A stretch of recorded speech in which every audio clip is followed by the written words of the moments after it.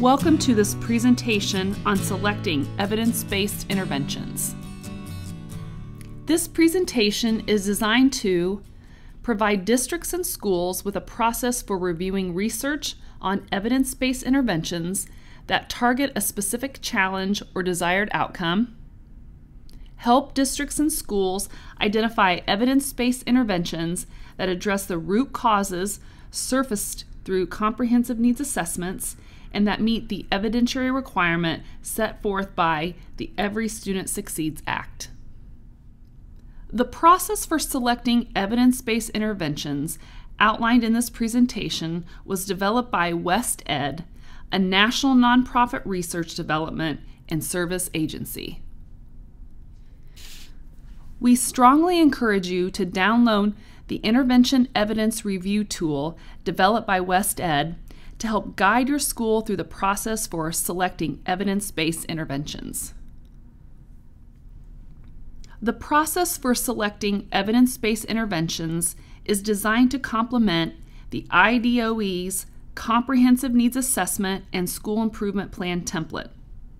Specifically, this presentation outlines a process for selecting evidence-based interventions that can help districts and schools complete Phase 4 of the IDOE's School Improvement Plan template. Additionally, this process for selecting evidence-based interventions requires a school to identify root causes surfaced through a Comprehensive Needs Assessment, CNA, such as the IDOE's CNA template. I will now describe the steps necessary to prepare for the process of selecting evidence-based interventions outlined in the presentation. You first need to determine who to include in this process.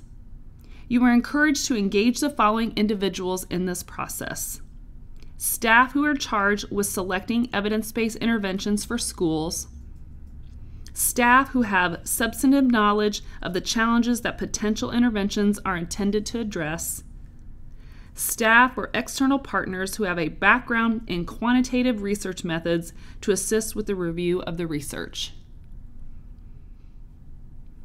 Another important step for preparing for the process of selecting evidence-based interventions is to gather key information.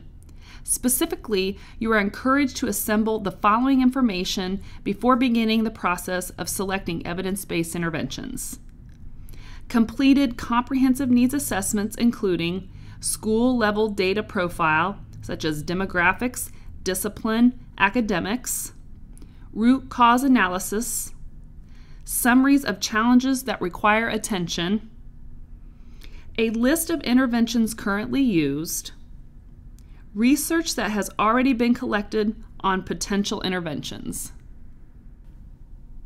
Finally, before beginning the process of selecting evidence-based interventions, we encourage you to develop a timeline and meeting schedule for this process.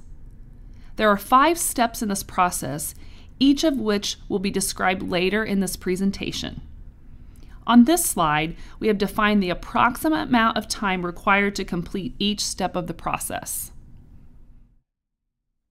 The process for selecting evidence-based interventions consists of 5 steps. Step 1. Get organized, including identifying roles and responsibilities, gathering materials, and establishing a schedule. Step 2. Take stock of the most pressing challenges in your school, the outcomes that you would like to achieve, and possible interventions to help achieve those outcomes. Step 3. Review available research studies on a specific intervention and determine whether each study demonstrates strong, moderate, or promising evidence for the intervention based on ESSA standards and non-regulatory guidance from the United States Department of Education. Step 4. Examine the context of the research and determine the extent to which the evidence for each study on the intervention was gathered in educational settings and populations similar to yours. Step 5. Assess the cumulative body of evidence on the intervention, both in general and specifically for your educational setting.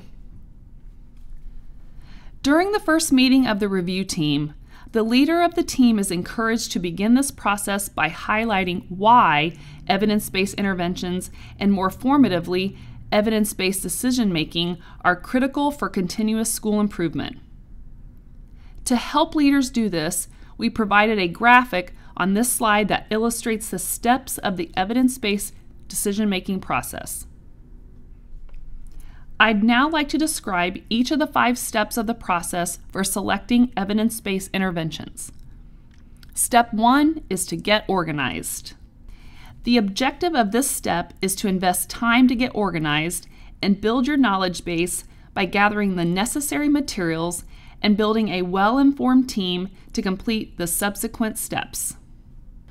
Because you will be relying on the assistance of review team members in the future steps, we believe this step should be completed by the review team's leader.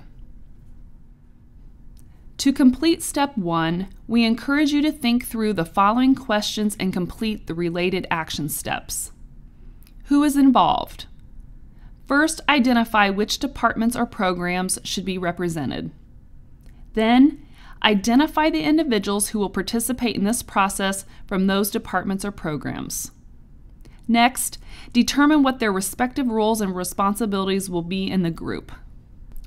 What do we need to know? Gather and organize documents and other materials that provide data about or describe the most pressing challenges in the school, ergo, completed comprehensive needs assessment. Develop a list of interventions that are currently in place in the school.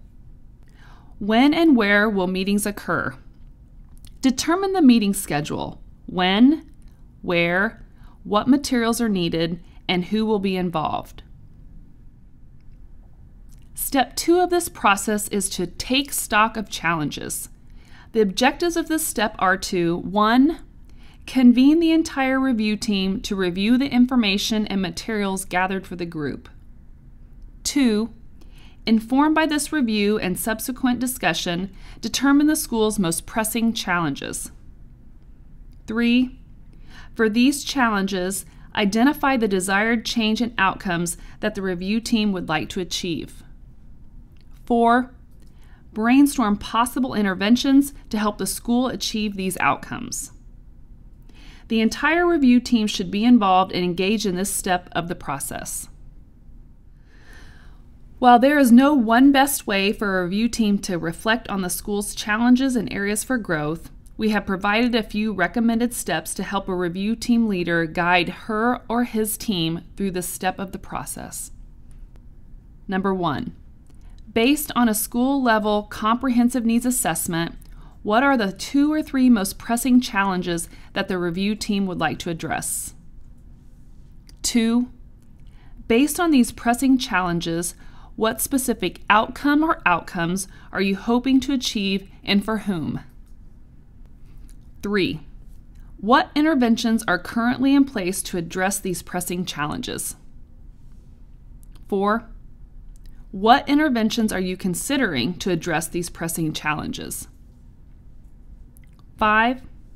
Determine which interventions, they can be currently in place and or under consideration for implementation, that address these pressing challenges merit further research in step 3 of this process.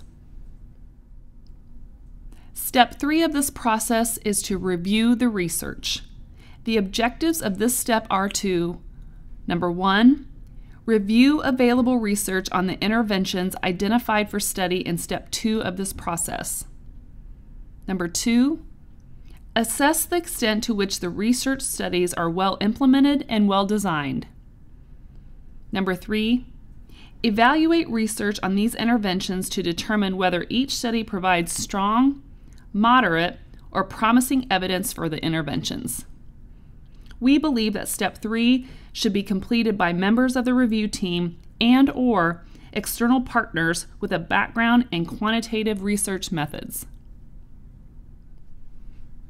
To review the research on the interventions identified in step 2 of this process, we encourage the review team and or external partners with a background in quantitative research methods to follow these action steps. The review team should first consult the What Works Clearinghouse as it contains extensive information on a number of education-focused interventions. If no evidence is available on WWC for a specific intervention, other sources include Education Resources Information Center, Evidence for ESSA, Results First Clearinghouse, School Leadership Interventions, Social and Emotional Learning Interventions.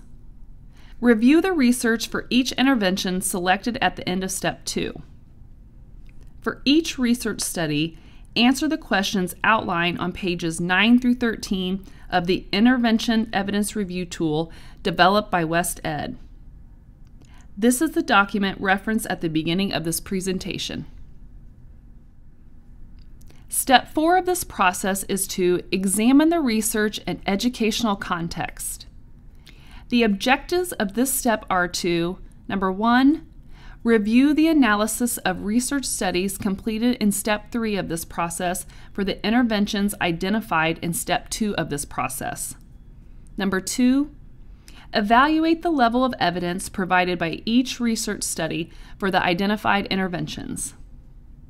Number 3, assess the similarity of the school's context, ergo demographics, to those in the research studies examined for the identified interventions. It is critical for the entire team to be engaged in Step 4. To complete Step 4 of this process, we encourage the review team to follow these action steps. For each research study, answer the questions outlined on page 14 of the Intervention Evidence Review Tool developed by West Ed. Answering these questions will provide the review team with an opportunity to reflect on each of the research studies examined in Step 3 of this process for the interventions identified in Step 2 of this process. Step 5 of this process is to assess the cumulative evidence for the intervention. The objectives for this step are to, number 1, assess the cumulative evidence for each intervention identified in Step 2 of this process, both in general and specifically for the school's specific context. Number 2, determine the interventions to implement to address the school's most pressing challenges. Again, we believe that it is critical for the entire review team to be engaged in Step 5. To complete Step 5 of this process, we encourage the review team to follow these action steps. As a review team, answer these 2 questions on page 15 of the Intervention Evidence Review Tool for each of the interventions identified in Step 2 of this process. Number 1, looking across the responses to question 9 on page 14, which of the following designations best describes the cumulative evidence for this intervention? Strong, moderate, promising. Number 2, looking across the responses to questions 9, 10, and 11 on page 14, which of the following designations best describes the cumulative evidence for this intervention, specifically for school context and student demographics that are similar to yours? Strong, moderate, promising. Informed by the review team's answers to these 2 questions, identify the interventions to implement to address the school's most pressing challenges. Thank you for listening to this presentation on selecting evidence-based interventions. If you have any questions about the information shared in this presentation, please contact Melissa Blossom, Assistant Director of School Improvement at mblossom@doe.in.gov.